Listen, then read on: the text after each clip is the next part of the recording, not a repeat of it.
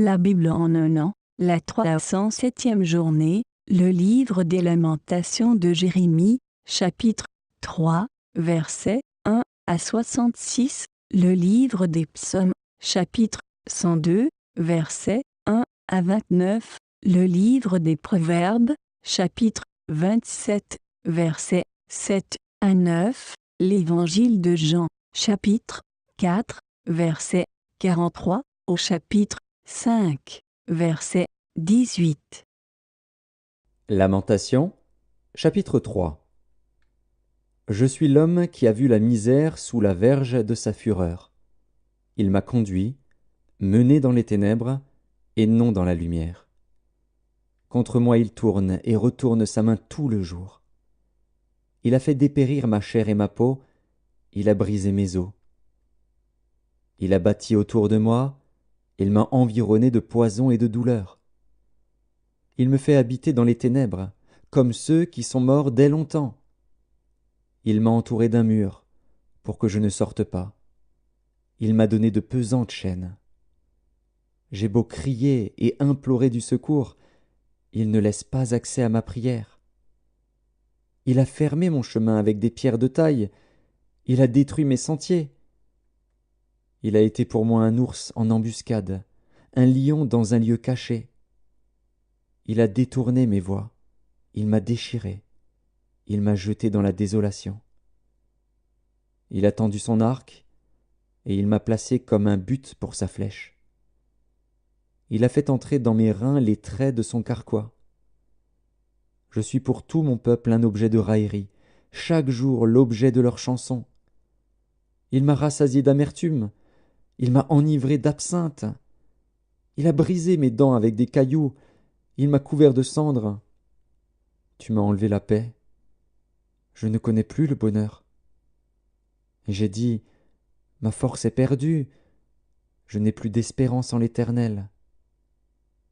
Quand je pense à ma détresse et à ma misère, à l'absinthe et au poison, quand mon âme s'en souvient, elle est abattue au-dedans de moi.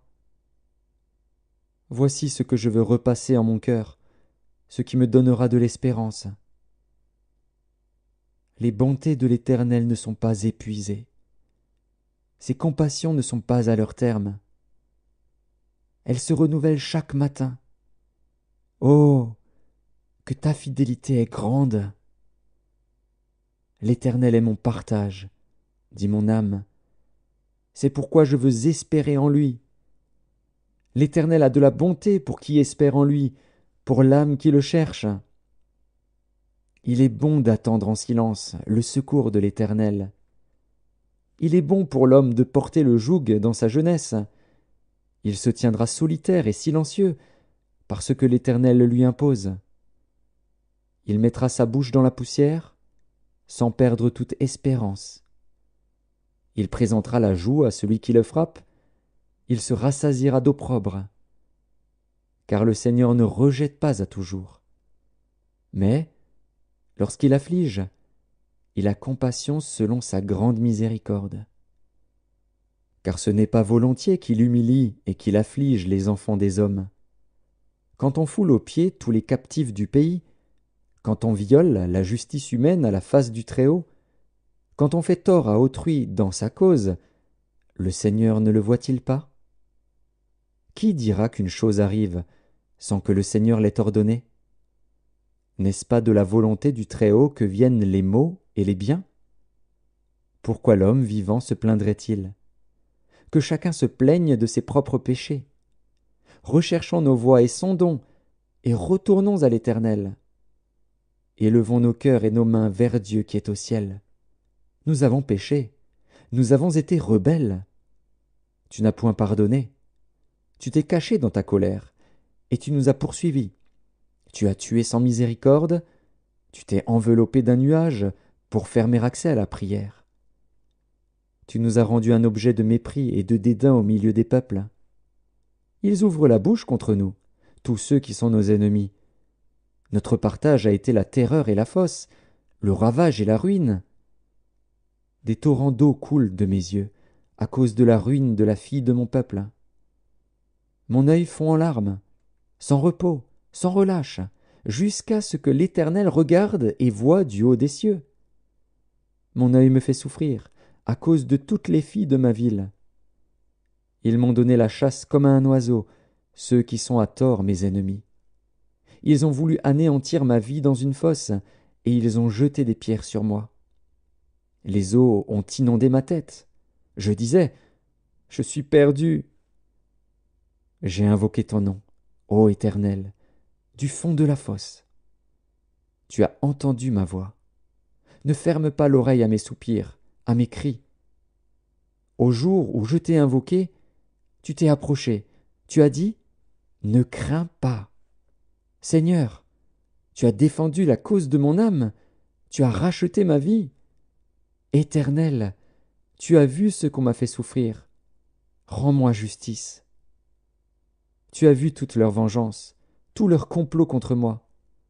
Éternel, tu as entendu leurs outrages, tout leur complot contre moi, les discours de mes adversaires et les projets qu'ils formaient chaque jour contre moi. Regarde quand ils sont assis et quand ils se lèvent. Je suis l'objet de leurs chansons.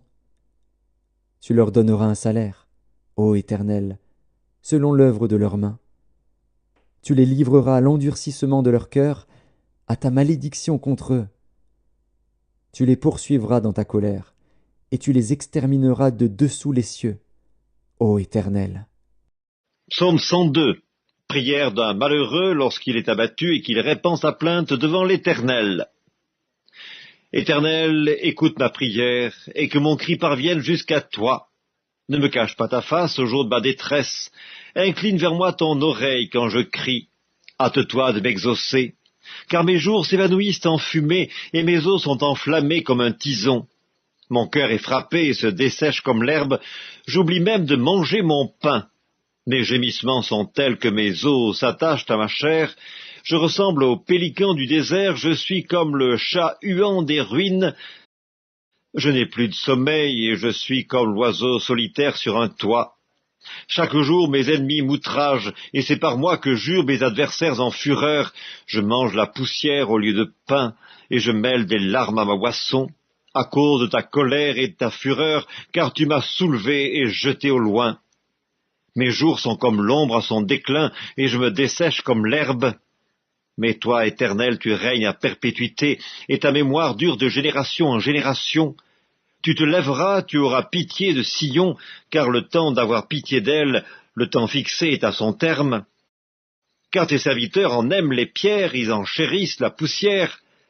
Alors les nations craindront le nom de l'Éternel, et tous les rois de la terre ta gloire. Oui, l'Éternel rebâtira Sion, il se montrera dans sa gloire. Il est attentif à la prière du misérable, il ne dédaigne pas sa prière.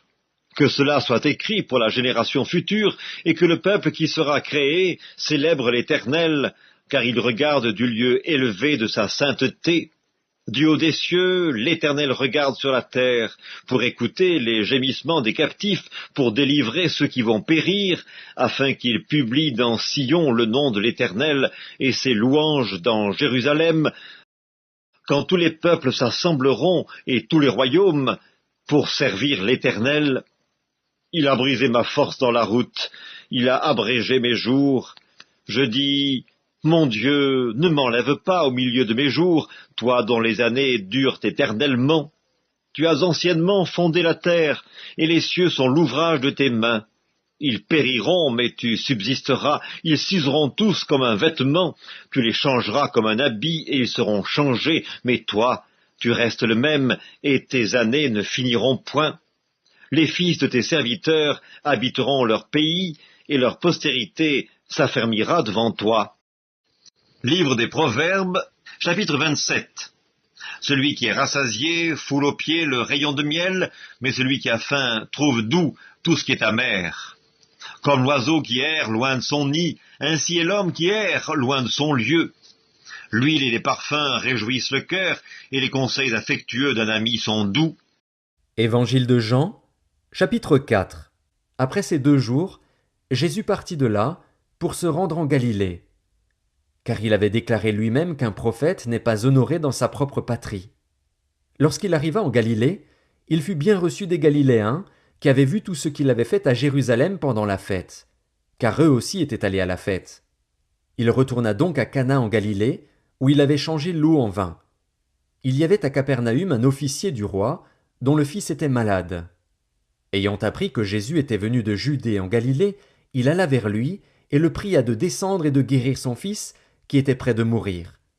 Jésus lui dit, « Si vous ne voyez des miracles et des prodiges, vous ne croyez point. » L'officier du roi lui dit, « Seigneur, descends avant que mon enfant meure. » « Va, lui dit Jésus, ton fils vit. » Et cet homme crut à la parole que Jésus lui avait dite, et il s'en alla.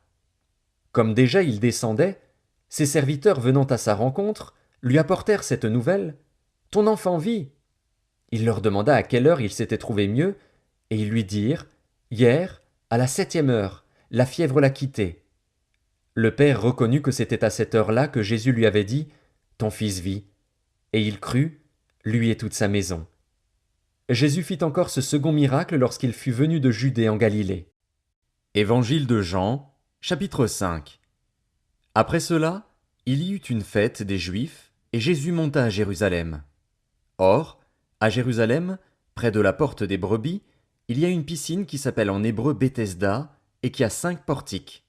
Sous ces portiques étaient couchés en grand nombre des malades, des aveugles, des boiteux, des paralytiques, qui attendaient le mouvement de l'eau.